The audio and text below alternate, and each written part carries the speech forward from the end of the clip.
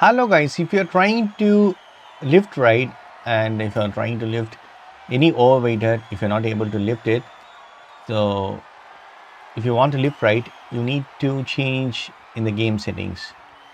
So how to do that? For the right, first we need to exit from this match because we need to go to gameplay, and here come to weight detections. Okay, you need to change that to arcade mode. So once change it to arcade mode, then save it. Okay, that's it friends. Now going back to the game, now I'm choosing some games. So now I'm going to start the match.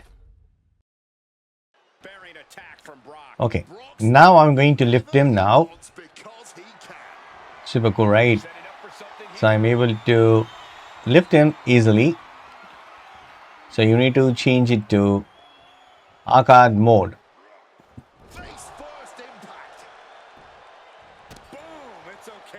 So that's it friends, is the way you can change the weight mode in WWE 2K26. That's it. Hope this video is very much helpful. Thank you so much for watching. Please put a comments and feedbacks in media forms. Thank you. Bye. Take care.